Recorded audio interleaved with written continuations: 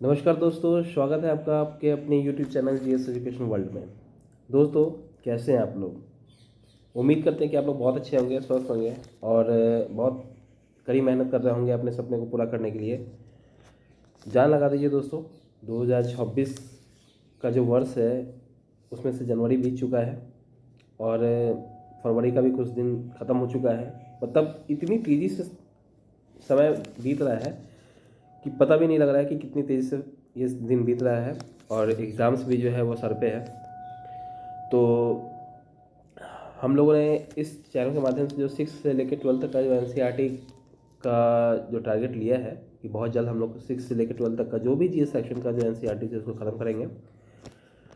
तो हमने पॉलिटिक्स से स्टार्ट कर दिया था, जिसमें से 5 चैप्टर हो चुके थे हमारे और अब जो है वो हमारा 6 चैप्टर जो है उसको आज हम लोग अच्छे से पढ़ेंगे, समझेंगे कि उसमें क्या चीज़ जो है वो पॉइंट वाइज भी हो सकती हैं, क्या नॉलेज हमारा बढ़ेगा। हमारा दोस्तों मकसद है कि नॉलेज बढ़ाना अपना। जीएस में जो भी है, जैसे हिस्ट्री है, पॉलिटी है, ज्योग्राफी है, इकोनॉमिक्स है, सोसाइटी है, ये सारे सेक्शंस को अच्छे से पढ़ेंगे, नॉलेज गेन करेंगे और फिर एग्ज़ाम को क्वालिफाई करेंगे।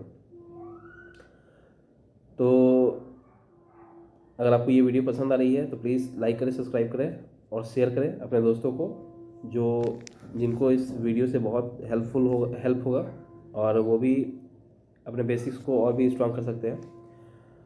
तो चलिए दोस्तों स्टार्ट करते हैं। पॉलिटी सेक्शन से हमारा हमने स्टार्ट किया था। इसमें 5 चैप्टर जो हमने पढ़ लिया था वो कौन कौन से चैप्टर है उसको एक बार देख लेते हैं। पहला था चैप्टर विविधता की समझ, जो डाइवर्सिटी है उसको हमने अच्छे से समझा था। फिर विविधता और भेदभाव, डिस्क्रिमिनेशन जो नहीं करना चाहिए उसके बारे में हमने समझा था। फिर सरकार क्या है, लोकतांत्रिक सरकार में कौन से ऐसे इम्पोर्टेंट एलिमेंट होते हैं। फिर हमने पढ़ा था पंचायती राज, बहुत ब्रीफ में पढ़ा था हमने पंचायती राज को। अब जो छठा टॉपिक है हमारा वो है हमारा गांव का प्रशासन। गांव में एडमिनिस्ट्रेशन कैसे काम करती है, कैसे लोगों को के लाइफ को इम्पैक्ट जो प्रभावित करती है कैसे। और ये जो भी हम लोग एनसीईआरटी जो भी पढ़ेंगे वो हिंदी माध्यम में ही पढ़ेंगे और हिंदी लैंग्वेज में प्रयास रहेगा कि जहाँ पे मतलब इंग्लिश का हिंदी इंग्लिश को मिक्स करके पढ़ेंगे, जहाँ पे ज़रूरत होगी वहाँ पे इंग्लिश में भी मैं आपको बता दूंगा। तो चलिए स्टार्ट करते हैं देरी ना करते हुए। गांव का प्रशासन जो चैप्टर है हमारा उसको हम लोग पढ़ेंगे।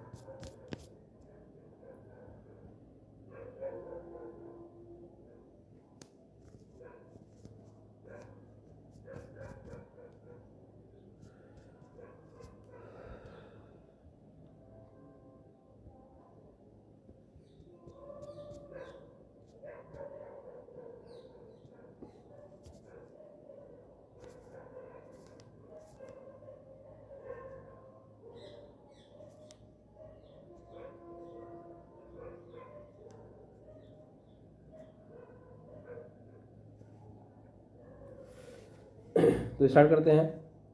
अध्याय 6, गांव का प्रशासन। गांव में जो एडमिनिस्ट्रेशन होता है, एडमिनिस्ट्रेशन इंग्लिश में बोलते हैं इसको, हिंदी में प्रशासन बोलते हैं।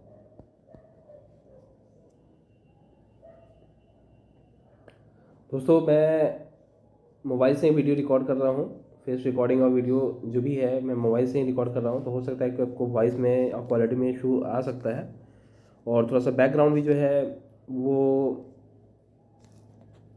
ट्रेन वेन का जो है वो आपको सुनाई दे सकता है, क्योंकि मैं स्टेशन के पास ही रहता हूँ। तो इसलिए प्लीज़ उसको अवॉइड करिएगा और ये समय के साथ जो है वो ठीक हो जाएंगी, बस थोड़ा सा समय लगेगा, बस आप लोग का सपोर्ट चाहिए। और तो स्टार्ट करते हैं। भारत में 6 लाख से अधिक गांव हैं। आपको ये भी पता चल गया कि भारत में 6 लाख से अधिक गांव हैं। उनकी पानी, बिजली, सड़क आदि की ज़रूरतों को पूरा करना कोई आसान काम नहीं है। अब अगर हम इसको छोटे एग्जांपल के तौर पे लें तो अगर फैमिली में 5 ही मेंबर रहें और 5 लोगों का भरण पोषण करना हो, ठीक है, उनका डेली का खर्चा होगा, फैमिली एक्सपेंसेस होंगे, फिर बिजली का खर्चा होगा, फिर पानी का खर्चा होगा, फिर पढ़ाई का खर्चा होगा, फिर मेडिकल का जो भी है वो खर्चा होगा। तो ये सब को अगर जोड़ा जाए तो एक साधारण परिवार में अगर एक परिवार को चलाना है तो कम से कम नॉर्मल वे में चलाने के लिए कम से कम 10 से 15 हज़ार रुपया पर मंथ का लगता है 5 लोगों को चलाने के लिए। ऐसे आप अपने एक्सपेंसेस के हिसाब से आप उसको बढ़ा भी सकते हैं। किसी के घर में 5 लाख का भी खर्चा होता है, किसी के घर में 50,000 मंथ का भी खर्चा होता है, किसी के घर में 3-4 हज़ार में गुजारा कर लेते हैं। तो ये डिपेंड करता है कि साइज ऑफ द फैमिली कैसी है। ठीक है, तो एक नॉर्मल एवरेज लाइफ को मतलब सरवाइव करने के लिए जो है वो 10 से 15 हज़ार जो है वो पर मंथ। लेकिन इसमें जो है इसमें फिर आप कुछ ज़्यादा बचा नहीं पाते हैं, क्योंकि अगर 5 मेंबर है, अगर एक मेंबर मतलब एक मेंबर जो है वो काम कर रहा है, एक मेंबर का जो सैलरी है वो 10 से 15 हज़ार रुपया ही सैलरी है, तो अपनी फैमिली को कैसे चलाएगा? तो वो तो 10 से 15 हज़ार नहीं चला सकता है। तो वो अपने जो उसके एक्सपेंसेस होते हैं उनको कट करते हैं। ठीक है, उनका जो एक्सपेंसेस होता है उनको कट करते हैं। तो ये अपने परिवार को 5 से 7 हज़ार में वो चला लेते हैं, ताकि 2 से 3 हज़ार रुपये अपना सेविंग भी कर सके। ठीक है, बाकी का पढ़ाई वढ़ाई में, रूम रेंट में खर्चा चला जाता है। तो अब यही चीज़ देखिए कि एक छोटे से परिवार को चलाने के लिए हमें कितनी मशक्क़त करनी पड़ती है, कितनी मेहनत करनी पड़ती है, और कितना दिमाग लगाना पड़ता है कि कहाँ पे कट करना है एक्सपेंसेस को, कहाँ से इनकम आएगा, कहाँ से अदर इनकम आएगा, क्या ऐसा काम करेंगे जहाँ से 2 पैसा आ जाए। तो अब ये सोचने वाली बात है कि एक गांव में जहाँ पे पानी का खर्चा है, बिजली का आपूर्ति है, सड़क बनाना है, तो इन सब को मैनेज करने के लिए कितना जो है वो आमदनी चाहिए, कितना जो है वो आय चाहिए, कितना उनका बजट होना चाहिए, ये सब इस टॉपिक में पढ़ेंगे। तो ये एक छोटे से एग्जांपल के साथ हम लोग समझ सकते हैं। तो ये इतना इजी नहीं है कि उनके सारे 6 लाख से अधिक गाँव जो है 6 लाख से अधिक गाँव हैं, उसमें अगर एक गांव में या एक परिवार में अगर 5 लोग भी एवरेज पकड़ते हैं तो बहुत बड़ा पॉपुलेशन हो जाएगा। आप समझ सकते हैं कि जब बहुत बड़ा पॉपुलेशन हो जाएगा तो उनके ज़रूरतों को पूरा करना, जैसे बिजली हो गया, पानी हो गया, सड़क हो गया, इनकी ज़रूरतों को पूरा करना कोई आसान काम नहीं रहेगा। इसके अलावा ज़मीन के दस्तावेजों का रख रखाव, किसकी प्रॉपर्टी है, किसके नाम से है, किसका नाम से दाखिल खारिज है, दाखिल खारिज क्या होता है, फिर भी ये भी हम लोग आगे पढ़ेंगे। तो ये सब जो है ज़मीन का जो भी दस्तावेज है उसका रख रखाव और आपसी विवादों को भी निपटान करना है। जो आपस में विवाद होते हैं उनका भी निपटान जो है करना है। इन सब की व्यवस्था गांव का प्रशासनिक ढांचा है। ये सब जो है वो गांव का जो एडमिनिस्ट्रेशन जो काम करती है वो सबका एक ढांचा है, एक बेस है होता है। और इस पार्ट में हम 2 ग्रामीण प्रशासनिक अधिकारियों के काम के बारे में थोड़ा विस्तार से पढ़ेंगे। प्रशासनिक मतलब क्या होता है? प्रशासनिक मतलब एक जो है जो लॉ एंड ऑर्डर को मेंटेन करते हैं। जैसे आप पुलिस देख रहे हैं, ये प्रशासन में आते हैं। फिर एक जो है रेवेन्यू कलेक्ट करते हैं,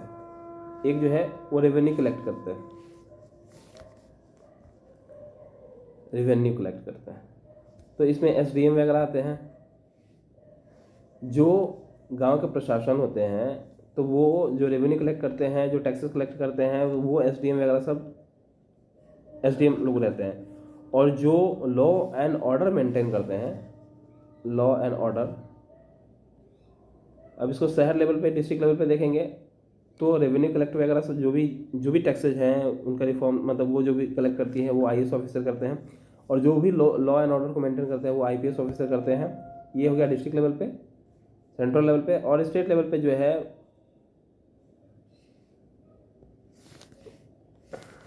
आईपीएस ऑफिसर सेंट्रल लेवल पे, ये डिस्ट्रिक्ट लेवल पे काम करते हैं। और जो स्टेट पीसीएस के थ्रू जो जाते हैं वो एसडीओ भी होते हैं, एसडीपीओ भी होते हैं, एसडीएम भी होते हैं, और ये डीएसपी होते हैं, डीएसपी। ठीक है, तो ये जो डीएसपी होते हैं वो लॉ एंड ऑर्डर को मेंटेन करते हैं। और जो एसडीएम एसडीपीओ जो भी होते हैं वो रेवेन्यू का काम देखते हैं। अब बढ़ते हैं आगे। तो हम इस पार्ट में 2 ग्रामीण प्रशासनिक अधिकारियों के बारे में, काम के बारे में पढ़ेंगे थोड़ा, कि उनका क्या काम है, उनका क्या रोल है इसमें। अब देखिए यहाँ कितना सुंदर डायग्राम के माध्यम से समझाने का प्रयास किया गया है कि ये दो व्यक्ति हैं। अब सिर्फ इस डायग्राम को देखेंगे तो इसमें हो सकता है कि ये दोनों आपस में बात कर रहे हैं, या हो सकता है कि या दोनों आपस में विवाद कर रहे हैं, या हो सकता है कि दोनों आपस में लड़ रहे हैं, ये कुछ भी हो सकता है। तो ये पढ़ने के बाद ही हमको पता चलेगा कि ये दोनों एक्चुअली में आप आपस में क्या करना चाह रहे हैं, इन दोनों का क्या मैटर, क्या समस्या है। तो एनसीईआरटी की खूबसूरती यही है कि वो एक डायग्राम के हिसाब से बहुत ही आसान शब्दों में समझाने का प्रयास करती है, ताकि बच्चों को भी वो भाषा समझ में आ जाए और उनका कॉन्सेप्ट जो है वो एकदम क्लियर हो जाए। तो स्टार्ट करते हैं। अब गांव में झगड़ा हमने थोड़ा ऊपर में थोड़ा सा देख लिया हाइलाइट्स। अब आते हैं गांव में झगड़ा। अब ब्रीफ चलते हैं। तो मोहन एक किसान है। उस गांव में एक मोहन है जो कि किसान है। उसके परिवार के पास थोड़ी सी खेतीहर जमीन है। खेतीहर मतलब क्या होता है? खेतीहर मतलब खेती करने वाली जमीन, खेती करने वाली जमीन, उसको बोलते हैं खेतीहर जमीन। ठीक है। तो मोहन एक किसान है, उसके पास थोड़ी सी खेतीहर जमीन है, जिस पर वह कई सालों से खेती कर रहा है। जिस पर वह कई सालों से खेती कर रहा है, उसके खेत से लगा हुआ रघु का खेत है। रघु भी जो है वो गांव का निवासी है, और वह जो है जैसे ये खेत हो गया तो ये मोहन का हो गया, और इसी से सटे हुए जो है ये रघु का भी खेत है। ये मोहन हो गया, मोहन, और ये रघु का खेत है। ठीक है।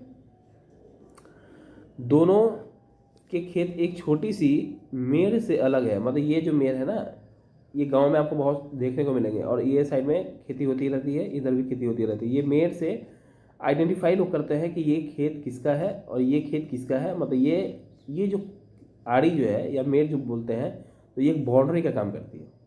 मिट्टी का ही रहता है, वो मिट्टी से ही वो लोग जो है आड़ी बनाते हैं।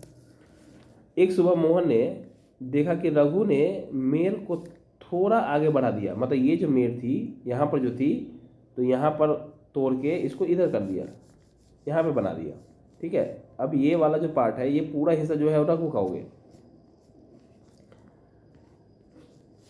रघु ने मेड़ को थोड़ा सा आगे बढ़ा दिया। ऐसा करके उसने मोहन की कुछ जमीन अपने खेत में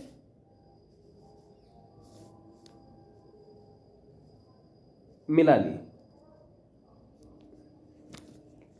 ये जो पहले था, अब उसको आगे थोड़ा सा बढ़ा लिया, और ये पूरा रघु का प्लॉट हो गया, और ये जो है मोहन का प्लॉट हो गया। तो ये रघु ने थोड़ा सा प्लॉट अपना जो है मोहन की ओर जो बढ़ा लिया, उसके खेत का आकार बढ़ा लिया, और मोहन को बहुत गुस्सा आया। इसी बात पे जो है मोहन को बहुत गुस्सा आया कि उसने कैसे ऐसा कर लिया। मगर थोड़ा डरा हुआ भी था।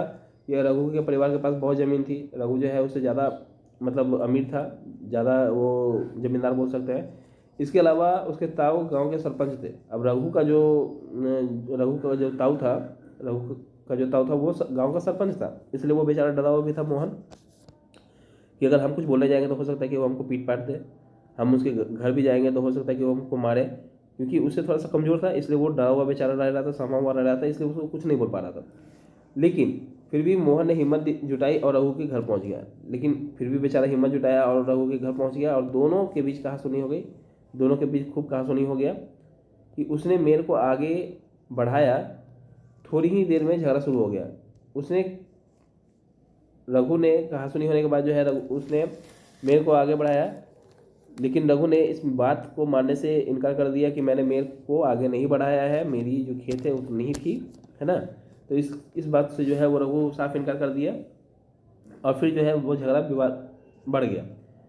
अब रघु ने अपने एक मजदूर को बुलाया। रघु जो है एक मजदूर को बुलाया, और दोनों मिलकर मोहन पर चिल्ला रहे थे। और उसका जो है वो एक मजदूर को और बुला लिया, और दोनों मिलकर जो है वो मोहन पे चिल्लाना शुरू कर दिया। फिर उन्होंने मोहन को मारना शुरू कर दिया। फिर मोहन को मारा, पीटा। हो हल्ला सुनकर पड़ोसी बाहर आया। तब पड़ोसी जो है बाहर आ गए। उन्होंने मोहन की पिटाई हो रही थी, उन्होंने देखा कि मोहन की पिटाई हो रही थी। बीच बचाव करके मोहन को किसी भी तरह जो है वो बचाया गया।